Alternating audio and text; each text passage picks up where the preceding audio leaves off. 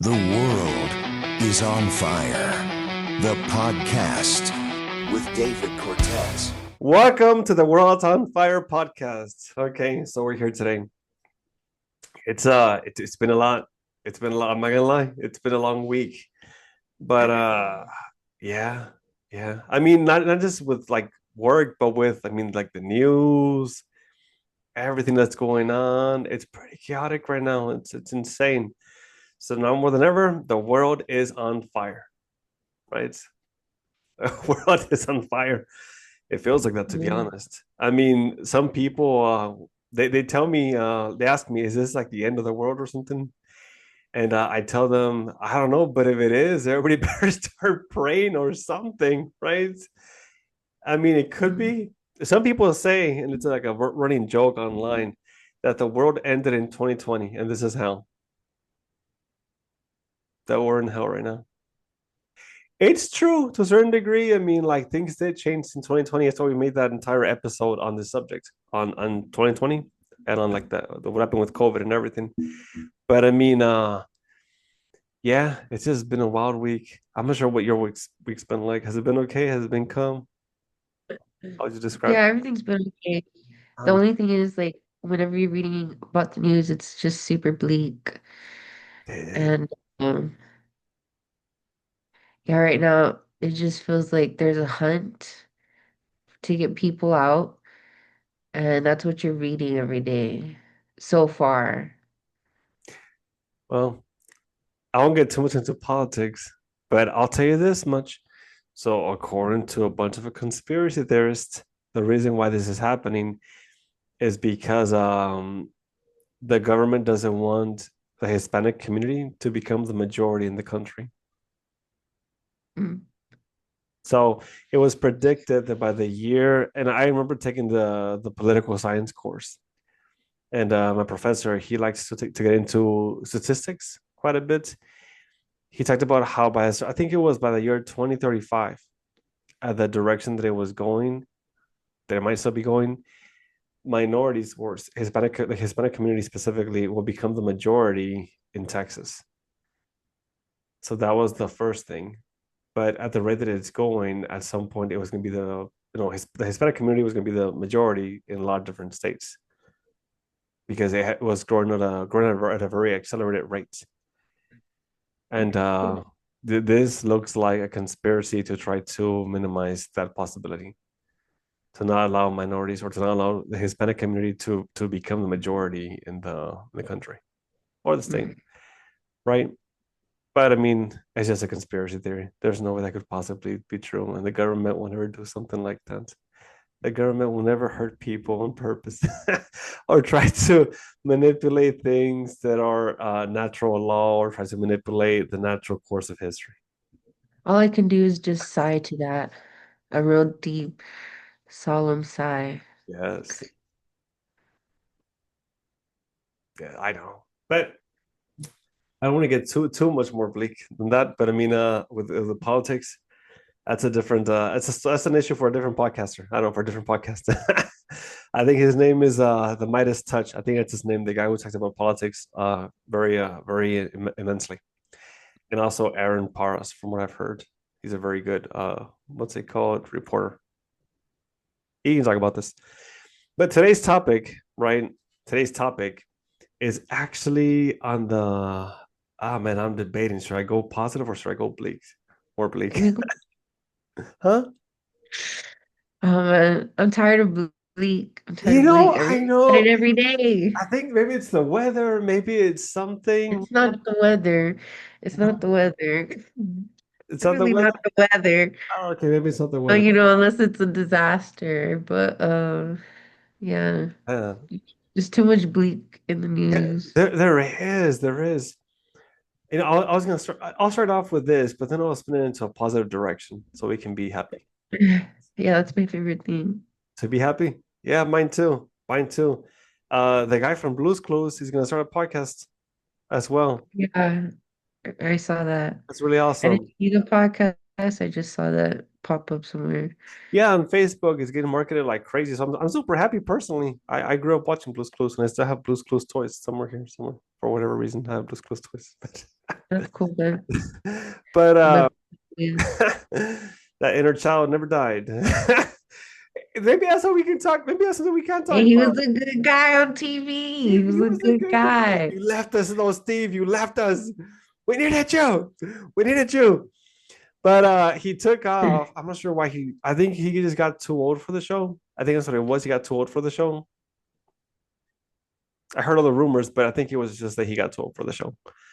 He did. That's I think in one unfortunate. of the articles that I read, it said that he was starting to lose his hair, so he just didn't feel as if it was like okay for him at that point to continue with the show when he's already getting older and looking more like an adult, like an older adult. Yeah. So he just wanted to like make it to where the show kept its integrity. So okay, why not? But I guess talking about Blue's Clues, right? And the inner child. Here's the thing.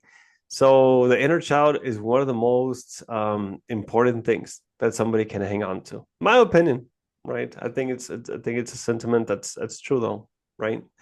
I think I said it before, but in that Bible verse, it said, "Come to me as children before the world corrupt you," right? So I think that that's something people should never lose, no matter what happens. So no matter what the world does to you, you should not give up that inner part of yourself. You shouldn't. Really shouldn't.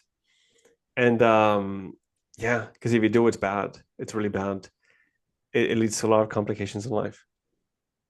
With I'm not sure if you ever saw the movie V for Vendetta. Did you ever see that movie? Yeah, that's a pretty good movie. It is. So in that movie, they had a very beautiful quote that it was very interesting. I wonder if I can find it. It might take me a second to find it because it was Not remember the 5th no November. what? Not that one. Sorry, you lost me there. Remember What? the Huh? 5th of November? Oh, not that one. No, not that quote. Not the No. 5th of November, the cannons and bombs, whatever it said. Not that one. It was the one let me see. It's the one that I go over once in a while with some clients. It said something. Oh, Okay. really? Yeah, I go over this with my clients sometimes. So the full quote from Before Vendetta is this one. So I think it's actually the one that was right inside the letter that she found in the, I guess between the wall, right? Between the wall. And it was a letter addressed to anybody who read the letter, who was going through the suffering that she went through, the character who passed away. The letter said, "We must never lose it or give it away. We must never let them take it from us." And it talks about the importance of guarding something precious like freedom or one's spirits and refusing to let the oppressive forces seize it. And it goes more into it's a call to resistance against tyranny, a reminder of the power that the human spirit has. Yes, it's so true. And I mean, it's easy to lose it though, especially nowadays, because everything that's happening with the world, it's easy to lose that spark, that spirit, that resiliency, that defiance against tyranny. It's easy to lose it, but I mean, it's very important to keep it. It's important to keep it because if you lose it, then what is the rest of your life going to look like? What does it look like? I think like maybe someone who's a cold person. Yeah, I mean, we talked about the four baddies, right? Maybe it could look like that. The four baddies, right? The egotism, pessimism, nihilism, cynicism. It could look like that for people when you finally let the world take over. But it's something that cannot be allowed to happen. But something that does happen to people is this. This was going to be the main topic of the day, but I might not focus too much on it only because I mean it'll be a very intense one. And it has to do with ACEs. Have you ever heard of the ACEs? Some people know about them, some people don't. It's one of those things, but it's actually one of the most important things that I think people can learn about. and be able to understand and be able to fight against. The ACEs stand for the adverse childhood experiences. So adverse childhood experiences, these are the ACEs. Things that kids can go through that'll shape their mind, their emotions, their behaviors, all these different things. And I was gonna go over the questions, but then I thought, you know what, this might be too triggering for people. It might trigger like 1,000 panic attacks all at once if I start asking these questions for like the audience. But I'll go with the first question and I'll leave it there because it has, I think, like 10 questions total. But the first question is, did a parent or other adult in your household often swear at you, insult you, put you down, or humiliate you? Do they act in a way that made you afraid that you might be physically hurt? If that's the first question, I don't think the audience wants to hear the rest of the questions. I don't think they want Yeah, to. that's an intense question. Exactly. So I don't feel like triggering everybody out of the podcast today. But so I'm not gonna ask the rest of the questions. If you want to hear the rest of the questions, you can find them on Google. They're right there on the list. I'm not gonna go over it. I think it's too intense to go over like this. But the thing is, when people go through the ACEs, when they experience this when they're kids, it's really bad. It's not just what I said, but a lot of other horrific stuff. But when people go through these things as kids, it affects them throughout their entire journey of life. It does. It affects their social development because it affects their self-esteem, how they're treated at home, what they experience. It affects their emotional regulation skills. Some people that go through the ACEs, they have a hard time controlling their anxiety, controlling their anger, controlling stress levels, and it's really sad. They actually did an episode about this on a TV show on Cartoon Network. Yes, What- it was the one with Steven Universe. Did you ever watch the TV show? I never got far in it, but I heard it ended up being really great. Anyways, yes, I It, have it, heard. it got it turned into a great show. It turned into a great show, but they actually featured the Aces in one of the episodes when he was already older. So in this episode, Stephen, he went to the doctor. I'm not sure if it was a psychiatrist or if it was a doctor, like a PCP. I didn't see the whole thing, but also like I didn't see the whole episode. But also, I mean, I stopped watching the show a little bit into it, like not too many episodes into it. I just didn't like I guess, the art style. But I saw some of the episodes. I just didn't But like Stephen. yeah, he was kind of a little bit annoying, but it's okay. He was still cool. He was a nice kid. He was annoying. I was like, He oh was a man, nice I kid gotta watch too. this. But in this episode, he goes to the psychiatrist or PCP, and they're talking about how he's experienced a lot of trauma, right? And yeah, exactly. I mean, he has. When you think about it, I mean, his friend, I think one of his friends died. He almost died multiple times. Got turned into like an old man. He almost like aged to death. Some kind of, I don't know, effect of something, maybe a crystal. He almost died multiple times. He was always in danger. A lot of these different things. He lost a lot of different things, was in a lot of battles. And the doctor said, you've been through so much physical trauma. She said, and your body semi healed for the most part, but there's still part of you that has not been healed. And he said, why am I having these complications now? It's been years since everything happened. And she said to him, did you lose an important support system recently? Did somebody who was there for you leave? Are they gone? And she said, when people are not completely okay, but they have their support system, then they can function as a unit and make it through difficult times. And the person, even though they weren't ever able to develop a certain aspect of themselves, if they had this person, they're able to make it through. But I think he lost somebody recently or something happened. But then when the doctor said this, she triggered it. She triggered like a panic attack and rage attack, and he kind of lost it for a second. He kind of lost it because of what happened. At least that was the clip that I saw. So he turned into this giant monster, and a bunch of crazy stuff happened. But what happened? Oh, Yeah, exactly. I know it got freaking insane. But the thing with the show is that it showcased I mean, some of the symptoms, not turning into a giant monster, right? But some of the symptoms that people that have experienced the ACEs can go through. But that giant monster thing is a metaphor for what it actually looks like for people to get triggered as a result of going through the ACEs. So with I asked the first question a while ago, if any parent or adult figure ever insulted you, uh, cursed you out, made you feel bad, right? All these different things make you feel as if you were going to be hurt physically. That question, a specific first question. Well, imagine if somebody went through that repeatedly as a kid.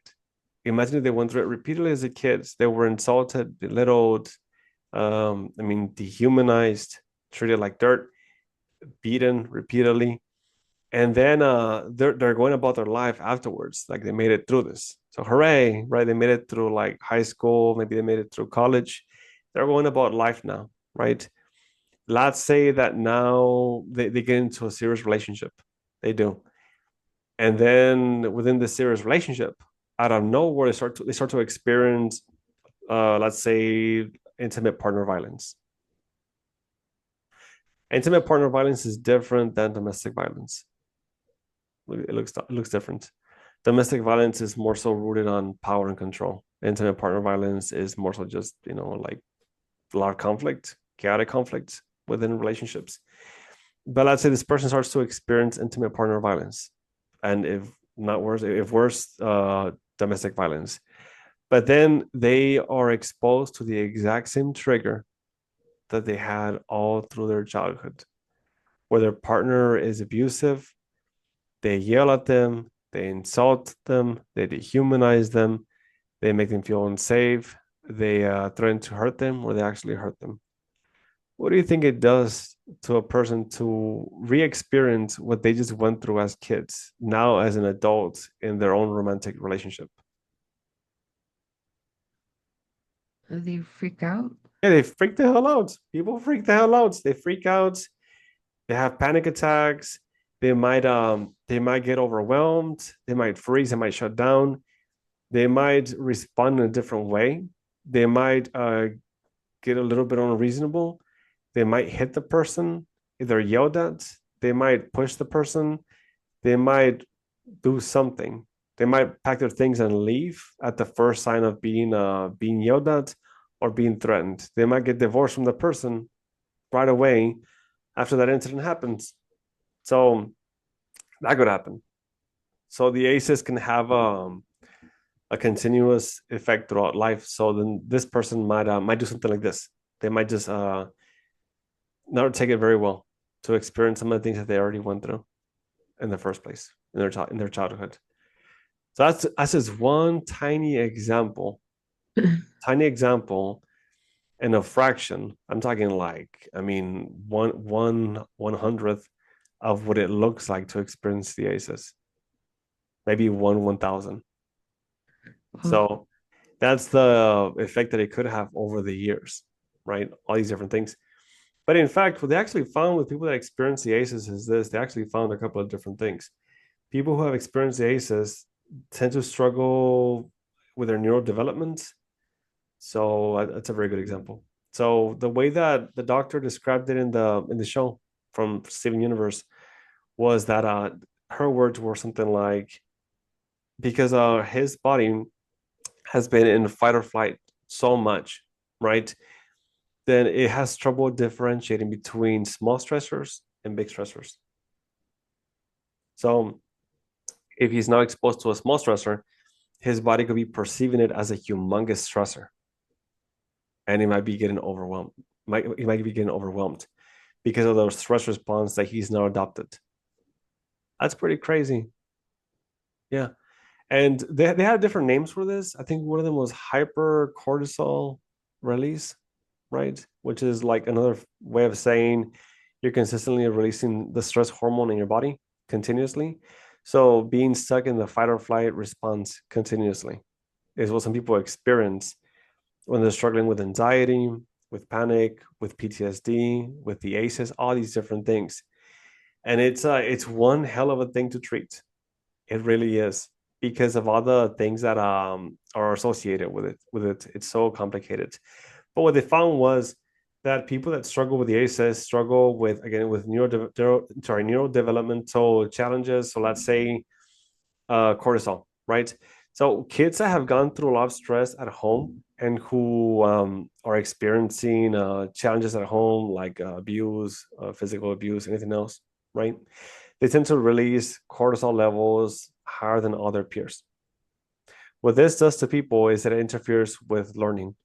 So cortisol is the chemical that comes up when you're stressed out. But guess what also comes out when you're stressed out because you're being chased by a lion? Think about it. If you're being chased by a lion, what's going to get triggered? Stress, right? Yeah. Yeah. So stress gets triggered when you're being chased by a lion, and stress leads to cortisol release, whether it's a lion or whether it's physical abuse, right? Also, adrenaline. But here's the thing, though. The way that it was explained to me by one of my professors was like this many years ago. If you're being chased by a lion, are you gonna feel the need to go to the restroom? Are you gonna feel the need to feel comfortable? Are you gonna be able to feel comfortable? Are you gonna be able to study? Are you gonna be able to do anything if you're being chased by a lion? No, you will not. So what happens is that your system, your body actually shuts down when it's exposed to a humongous level of stress. Now, something else that happens though is that a lot of people don't know this. Almost nobody knows this. I mean, like some of the stuff that I say is like secret knowledge. No, it's not secret knowledge, but it's like knowledge that no regular person will ever hear unless you're in the mental health field, or unless you, for the hell of it, start studying neuroscience and neurobiology and all this stuff. But when people are releasing cortisol, it actually interferes with learning. It does significantly. So if you release cortisol, let's say you get super stressed out an hour ago, right? An hour ago because you were being chased by a giant lion, and then you go back to your home and you got to study for a test after being chased by that lion. How much do you think of that? How much do you think of that information will stick with you for the test you got to take tomorrow? It's gone. It's It's gone. gone, buddy. Gone. It's gone. Now, the exact same thing happens when people have experienced trauma. If they've experienced trauma that led to PTSD, a lot of people report having chunks of their memory gone. So the memory goes away. Like, I mean, part of it. People that have experienced traumatic events that led to PTSD, some of their memories have become fragmented because of the sheer feeling of being overwhelmed that people are experiencing. And when people get overwhelmed, sometimes they dissociate from their bodies. So they check out mentally and they don't stay around because the body's trying to escape this feeling of feeling overwhelmed. The mind's trying to escape. You could think of it like this: the mind's thinking, and my body cannot escape, then I'm gonna escape. The mind escapes, the body just stays there. So that happens. So people experience blocks of memory that get erased. And again, going back to the learning thing, if you just got chased by a lion and you're about to study for a test in an hour, you probably won't remember much. You're probably going to forget most of it. And then what's going to happen with the test tomorrow? What's going to happen? Yeah. You're going to fail, right? You're going to fail. So just imagine being chased by a lion every single day at home. Yikes, man. Exactly. Being chased by a lion every single day at home looks like being with a parent who's abusive, who's cruel, who's mean, who is not safe. All these different things. And again, this is just 1/1000th of what is caused by the ACEs. What do you think about that stuff alone? The stuff they already mentioned. Oh, it's terrible. It is. It's freaking. It's nightmaric. That's what it is. And Mhm. unfortunately, this happens. Yeah. It happens. And the thing is, that's just 1 point out of the ACEs. It's like 10, like I said, and it gets worse. So people that experience the ACEs tend to struggle with emotional regulation, emotional development, social development, like meeting social milestones, like making connections with people, developing romantic relationships in middle school and high school, it looks like them struggling to learn, so being cognitively impaired because of all the cortisol and adrenaline release. They also tend to engage in more high risk behaviors, things that don't make sense. One of the symptoms of PTSD and trauma. And again, not many people will know this. So again, for people who are not able to go to therapy for whatever reason, maybe this would be helpful to like learn some of these things. Or people who are have experienced trauma, they actually struggle with something, this feeling that they will die sooner than other people. They experience this belief that they're not going to live out a long, beautiful life. They feel as if they're going to die sooner than later, and that they're not going to be able to I guess enjoy life the way that most people do. But then here's the other tricky part: if you already believe that you're going to die sooner than most people, and that you may not even see 30 or 40, then what's that going to do?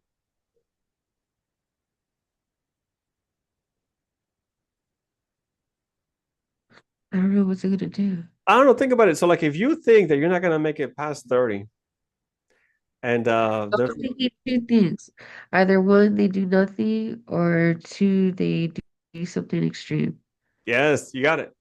So either they don't try very hard to live life or to put an effort into their goals because there's no point, or they could say, I'm not gonna live past 30. I'm just gonna do whatever the hell I want and live my life the way I want to live it, no matter what happens, and just go with it. And then at least to either a lot of DUIs, DWIs, drug use leads to a lot of unsafe behaviors. Most notably, they call them self-destructive and reckless behaviors. That's actually the symptom: self-destructive and reckless behaviors. So then people are likely to engage in these things because they're like, whatever, it doesn't matter, right? And I'm not gonna make it through anyways. People who also experience ACEs tend to also experience more health complications. They tend to struggle more so with like complications like heart issues, diabetes, social problems, different things like this. Also, stress is highly associated with cancer and tumors. So this is the gift that just keeps on giving, huh? So it keeps on going. So if you had a very difficult childhood and experience a lot of stress, you're at a higher chance risk of developing like cancer and tumors and stuff like that. That's insane. It really is. It's so sad.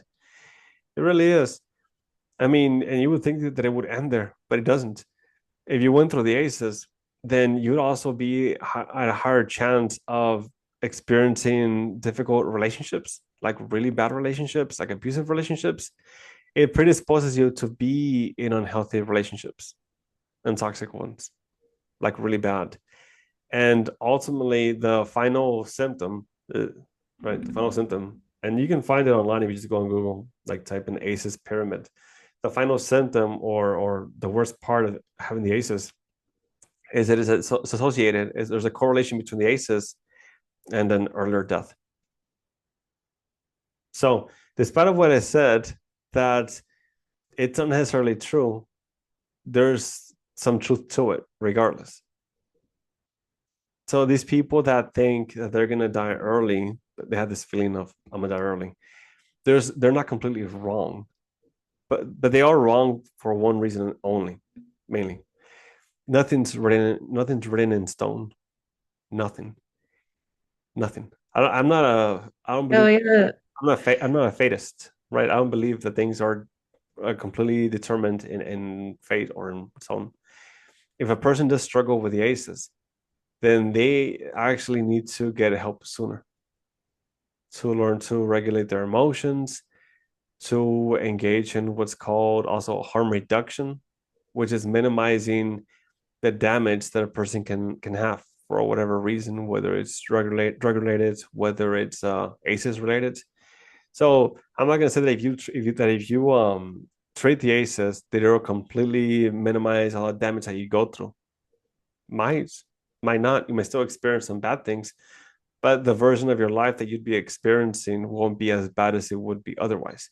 I said it before in one of the previous episodes, but if you never fixed your attachment styles, for example, and you don't fix these things in therapy, or you don't try to work on some things that need to be worked on, then you almost condemn yourself to live a life that's kind of like a shadow life version of what your life could have been. You live a completely different life. So if you had intervened at 13, 16, 21, 22, something like that, then or even 25, even 30 and 30, then the outcome for the way that your life is going to play out is a lot different. Is a lot different. There's actually a song that I'm thinking about right now, maybe because it really speaks to this topic. But did you ever hear that song by Lil Wayne back in the day, How to Love? No. Man, that song. I didn't used to like Lil Wayne, by the way. I didn't like him that much back in the day. But after I heard the song, I was like, wow, he's not what I thought he was, right? I mean, because I think the first song that I heard from Lil Wayne was "I Make It Rain," and I'm like, I'm not, I make it rain, I make it rain. No, no, okay. I heard the life is a and death is the sister one. Ah man. A Well, Millie, yeah, Millie. Millionaire. Yeah, that one, Millionaire. The Oh, one about cocaine. That one's actually really pretty. The verses are wild and they're very well written. And I was like, yeah. wow. Yeah. No, he's really good. I didn't think so at first because of what I heard originally, his music. Because a lot of my peers who were not the best of peers, who were kind of like the jerks of the school back in the day, they would listen to his music, to Lil Wayne's music, and I'm like, okay, well, nothing that they like is probably good. What I like is better. So like rock music, Three Days Grace, Pantera, Breaking Benjamin. Dude, I liked all kinds of music. There's this channel online or on TV, and it was like music from around the world. So I was like listening to like Russian music, German music, Japanese music, music from Africa or the Middle East. And I was like, oh, dude, this channel's great. I love it. Yeah, It was the exactly. So best our channel. music is good. Our music is good. But Yeah, I was like, I don't need to know the words. I but just that need to song by Lil hear Wayne, it actually features something. It actually features the life of a girl, and this girl's life. I think originally she experienced sexual abuse, right? Trauma. She became a stripper. She contracted HIV. I think she was pregnant. It was super sad in the music video. It was super sad, but it showed the effects of the ACEs. So how it started because of all trauma she went through. But then I think in the second half, I think of the video, the time started to rewind to when everything happened originally, to when she was a little girl. And I think she had a father who stayed, I think, or somebody who stayed there with her, somebody who protected her. She graduated high school, graduated college, and succeeded in life. it. It's super sad. It's so sad. But it really shows the difference that having one person in your life can make when you're going through so many different things in life. They say in research, like in research studies, that if people go through the ACEs, if they at least have one adult figure who is good to them, who takes interest in them, who supports them, who's there for them, their life trajectory could look a lot different. I bet, yeah. Yeah. So in the music video with Lil Wayne, How to Love, it shows that how it just takes one person to be able to make that difference. With other side effects of the ACEs, it can look like this. So is I will give some examples, right? It can lead to frequent nightmares or sleep complications. It can lead to fear of other people, so not trusting people. It can lead to changes in mood or mood swings.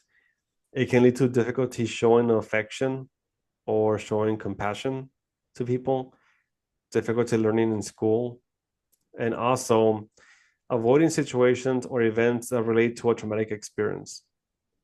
That's what it can lead to. These are some of the things that it can lead to for people. And it's super sad because again, the ACEs is something that haunts people throughout their lives. It is. And there's not you know what's interesting? I always find it interesting when I learn things and I see things. And I study so much. Like I said before, I'm a giant bookworm. Like I'll be studying nonstop for a long period of time all the time. I used to go on benders of studying. Think about that. I used to study for like 4 hours straight here and there, just for the hell of it, because it was so interesting, and I wanted to learn as much as possible. But there's no real treatment for the ACEs. Can you believe that? There's no like real like specific treatment for the ACEs. And well, what were you gonna say? Oh, I was gonna say, shut up. That's what? Exactly. So there's a treatment for PTSD, for example. So I mean, it's called CPT. I think it was that one, cognitive processing therapy. That's the one that's given a lot to people who are in the military. So that's a treatment for people that have PTSD from the military. And there's a reason why it's CPTS. Sorry, why it's what's it called? Seeing, sorry, cognitive processing therapy, CPT. There's a reason why it's like that and not really dealing with emotions. It's mainly just dealing with the cognitions of the person that's been through the military. It's very emotionally detached, and the reason why it's so emotionally detached, and this is not a jab, this is just the truth. It's because people that have been through the military and other experiences, in that kind of field, they tend to become very emotionally unavailable, emotionally cold and detached, and they'll have a giant wall the size of the wall of China. So cognitive processing therapy helps alleviate the symptoms without diving too much into the emotions. Um, I once heard a story, actually from a person that I worked with many years ago. Right, he went to a group at the VA. So they have, I think they have group therapy at the VA. I think that's what he meant. I think it was at the VA. And what he did was he went to the group, and I think it was a psychologist, group therapist person. She walks in, and you know what she does? You know what she does? She takes out an assignment of I guess an emotional awareness assignment, emotional awareness, but more so emotionally vulnerable assignment. And she says, I want you all to draw your emotions and paint your emotions because we're going to talk about this in a few minutes. Guess what happened to the entire group? Guess what happened? what? Everybody walked out of the room. Everybody, every single one of the vets walked out of the room. Every single one. And the person that I worked with, he's a very nice guy. He approached the psychologist slash therapist, and he said, "You don't do that here."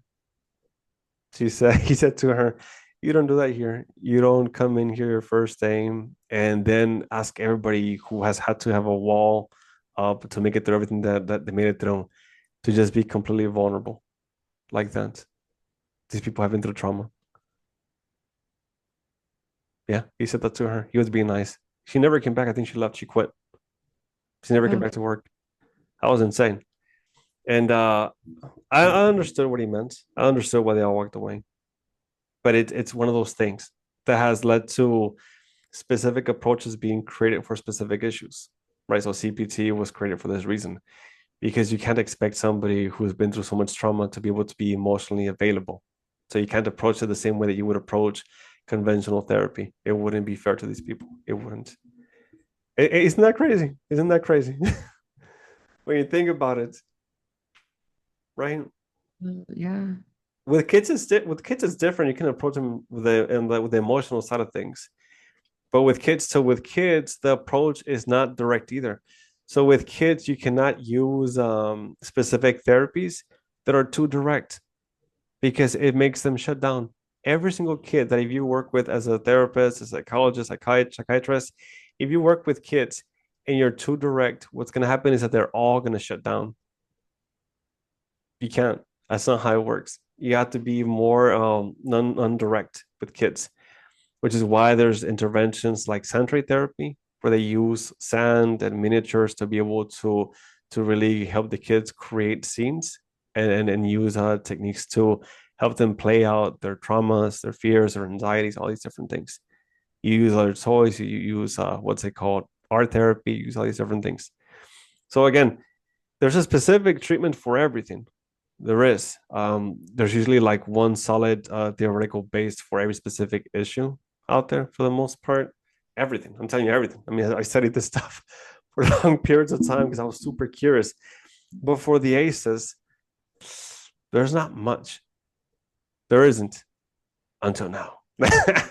Until now. but but that's only. I mean, I say that because I approach it from a different perspective. I use different. Again, once you study everything, you start seeing what actually works. You start seeing what people could benefit from. And I actually treat the ACEs using an array of multiple uh, therapies, techniques, approaches, but a lot of it has to do with one attachment work. There has to be a lot of work with attachment work done, right? Because there's been so much damage to the person's psyche, their ability to relate to people, their ability to build and to maintain relationships. That's taken a toll significantly. The attachment, what's it called? Attachment style has been affected, has been thrown off from what should have been secure to not being dismissive or being disorganized, all these different things and other complications.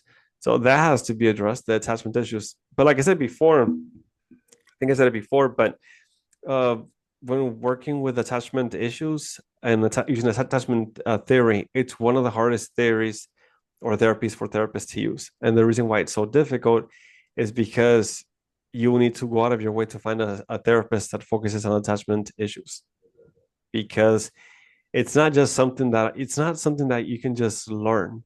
It's not like that. It's something that you have to really master, and it could take years. It could. But not only that, for a therapist, for a therapist, and I'll say this much: for a therapist to be able to help out somebody who has attachment issues, they must first be able to alleviate most, if not all, their own attachment issues. So that's the catch as well, right? So if you have not conquered your own, you're not going to be able to help out other people with it. It's really hard. I'm not saying you have to. I'm not saying you have to be perfect. What I'm saying is there has to be a significant amount of work that has been done on being able to alleviate attachment issues that the therapist is going through as well. So there's that. That alone, right there, that's one category of the ACEs, right? Working with attachment.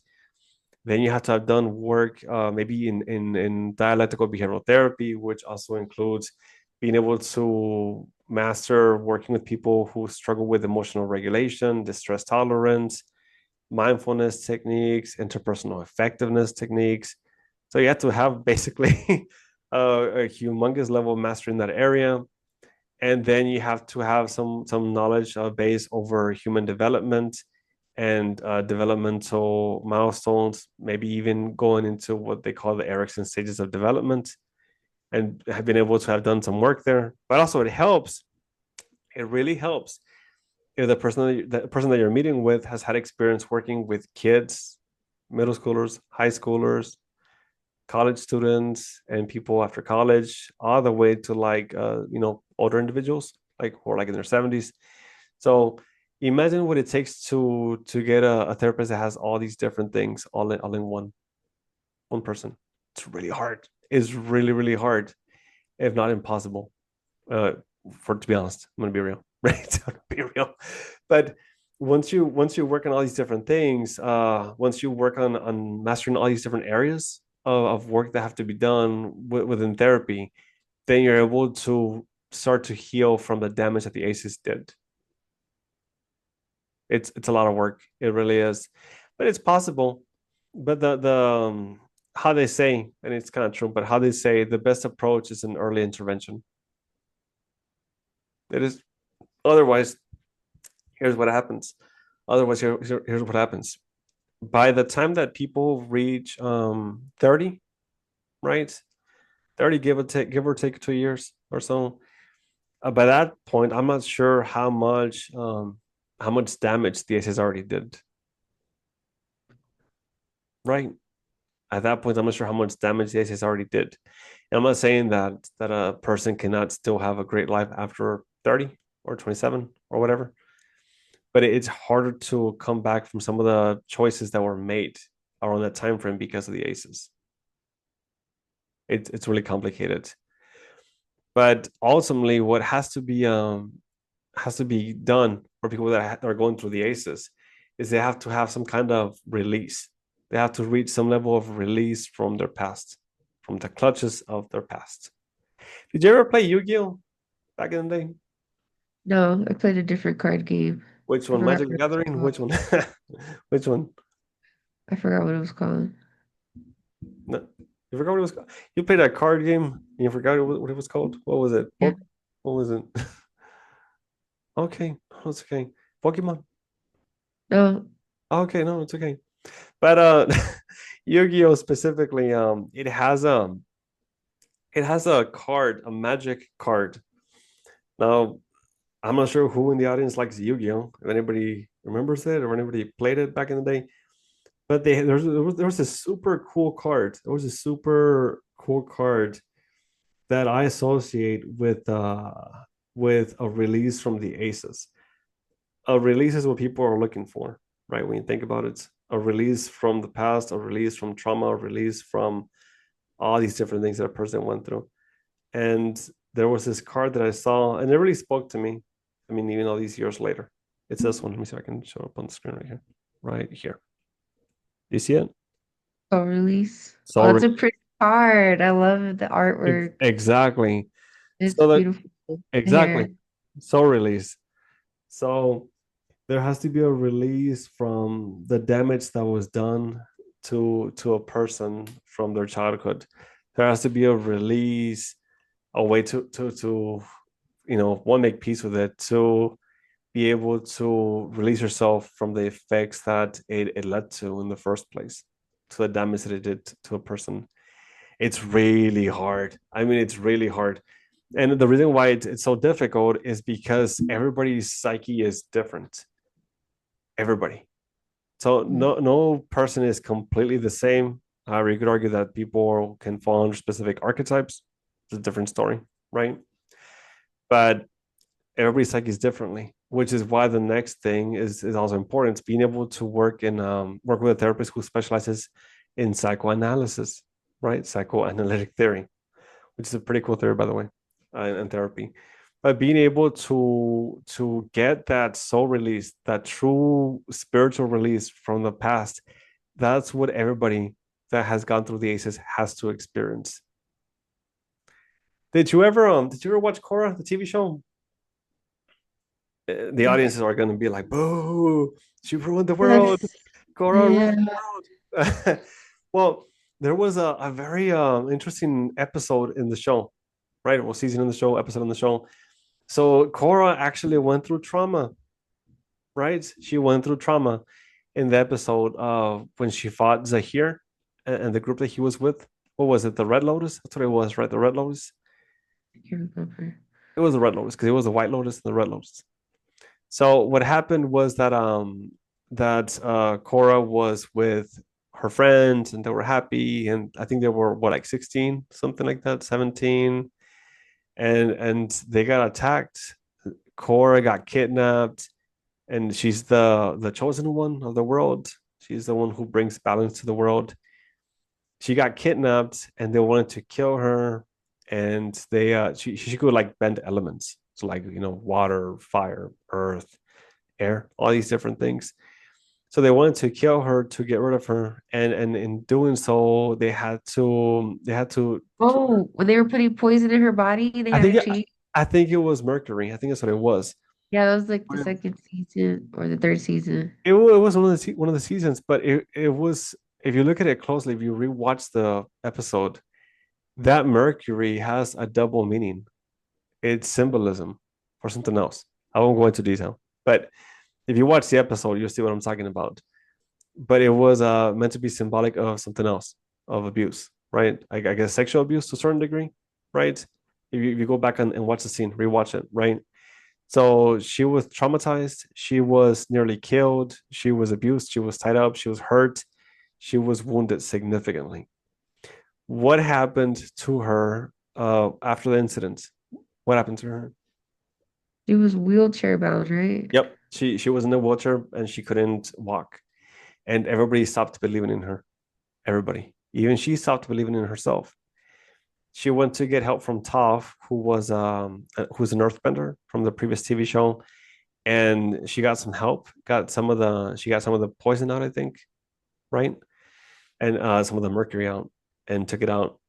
But then she still was not who she was before. And then what happened was that she was upset because nobody believed in her anymore. They didn't see her as the same person she was before. Something was taken from her, given to her, almost like a curse. So exactly, like a curse, like a Sasuke's, work. So she got a curse put on her. She confronted Zahir. Remember, during one of the episodes, she confronted Zahir. She went to the prison where he was at, and she started to cry and to have a breakdown.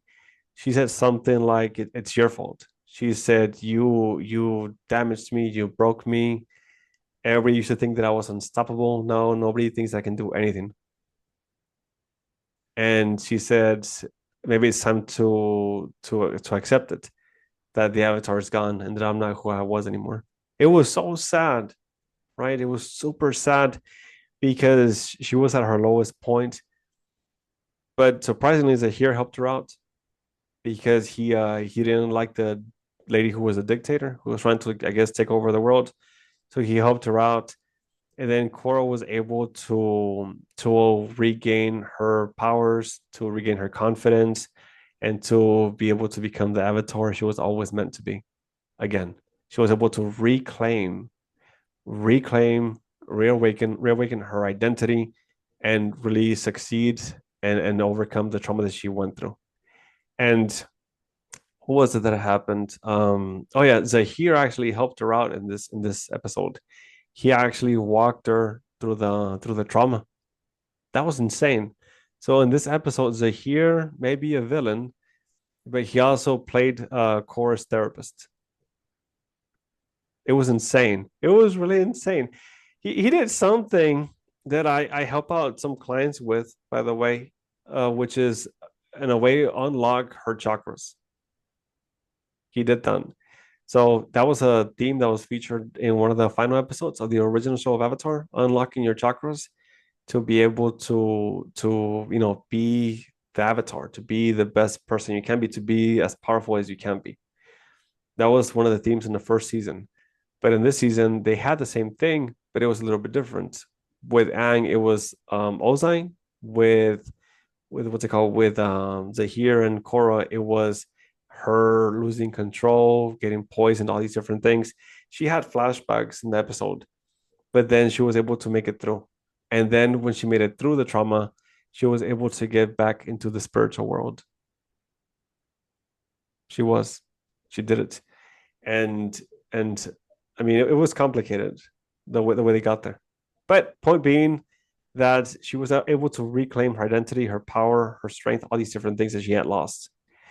And that's the point I'm trying to make. Once a person is able to reclaim what they lost, be able to overcome what was put on them, the curse that was put on them, which is the aces. By the way, the aces is the freaking curse.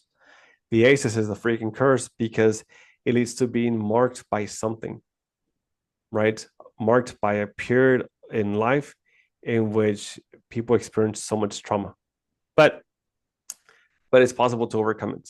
It just takes a lot of work. So yeah, there's that. I don't know. What do you think about what I said? I know I threw a bunch at you. I like that you brought out a positive for it, man. That there's like a little silver lining in all this. Yeah, there's hope. The thing is, I mean, there's a problem maybe where I sound a little bit bleak, but I mean the hope has to Yeah, man. I was like, oh God. no. But I mean, what I'm saying is there's hope, but the thing is, it requires early intervention to minimize damage for harm reduction throughout the course of a person's life, but also it requires being very prudent of the direction that you go towards when you're trying to get better, right? So for some people, they might go towards trying to numb themselves, drink alcohol, use drugs, avoid, right? Not deal with uncomfortable feelings. Sorry, not deal with uncomfortable feelings trying to what's it called? Exert safety by using anger, conflict, by trying to control everything around them.